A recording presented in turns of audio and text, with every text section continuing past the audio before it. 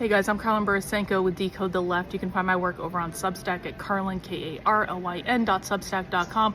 I'm coming to you today from the airport where I am jetting off to a super secret location, but I wanted to pop on to do just a quick debrief on some information that's come out regarding the Charlie Kirk assassination. So here's the thing. This morning, the police released, or I guess Steven Crowder released this document saying that the assassin's weapon had trans symbols carved into it. Now, this was suspicious to me from the beginning because, listen, for people who might not know, I intimately study far left extremist subculture. I know their symbology. I exist in these movements. I've read all their literature. I follow their protests. I follow their activism. There's no such thing as trans symbology. So that was the first thing that stood out to me as incorrect. However, it would be very easy for the police who don't know the difference between trans and queer to confuse trans ideology with queer ideology. There are symbols related to queer ideology, but they're not the ones that are showing up on these guns. So a report out of the Gateway Pundit said that the trans symbols was the slogan, "Trans rights are human rights," and also a trans flag. Now I know, again, this might seem bizarre to people who are not as immersed in these far left extremist subcultures as I am, but that's not the symbol that would show up.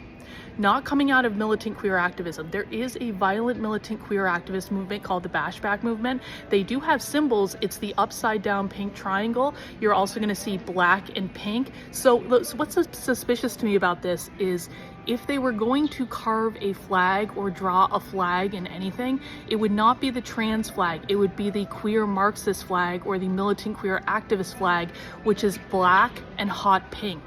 That's what it would be. If they were going to carve a symbol into something, it wouldn't be trans rights or human rights. It would be the upside down pink triangle. That's what it would be. And again, I follow these movements. I look at their graffiti. I look at their symbology. These symbols show up everywhere all the time when it comes to queer activism. Trans rights are human rights or a trans flag. That's more like, it's more like an outsider looking in, trying to act as though they're part of the movement. But that's not something that someone involved in these subcultures would do. So I am extremely skeptical. I've said since yesterday, I don't think this is the left. I don't think this is a militant queer Marxist. I just don't. Like, there's nothing that indicates to me that it's someone coming out of this subculture. Now, I could be wrong. Totally. I might turn out to be wrong, and if I am wrong, then I will correct my statement and I will, retract. But if you're telling me that trans rights are human rights and a trans flag is the trans symbology that's showing up, I'm calling bullshit, and I'm saying that's not someone involved in violent militant queer activism, because that is simply not the symbology that they use at all. What we are looking for a violent queer militant is an upside down pink triangle, or it could be right side up, depending on who, but we're definitely looking for a triangle. It's going to be a triangle. And the flag that they will be using is not the trans flag, it is the militant queer flag, which is black and pink. So that's my 2 cents. I'm fundamentally suspicious of everything coming out about the assassination right now, and I think everyone should be as well. And I guess, we'll have to wait for more information to see what happens, but right now, I don't believe the whole trans shooter thing at all, in any way.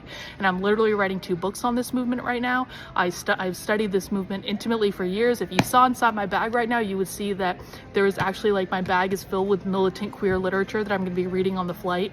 So I'm not, I guess what I'm saying is, if this person was actually a queer activist or a militant queer activist, I would be shouting it from the rooftops. Because I'm fundamentally worried about this movement. I think that this movement is incredibly dangerous. And so if I actually thought it was from this movement, if it showed any signs of being from this movement, I would be shouting it.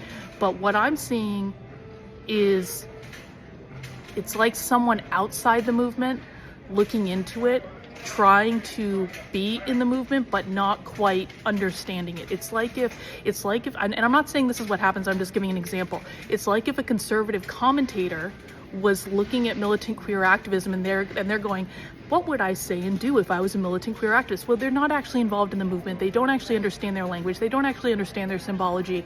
And so they're going to use things like trans rights or human rights. It sounds good to them because they're not in the movement. It's like an outsider trying to pretend they're part of it. So that's weird to me.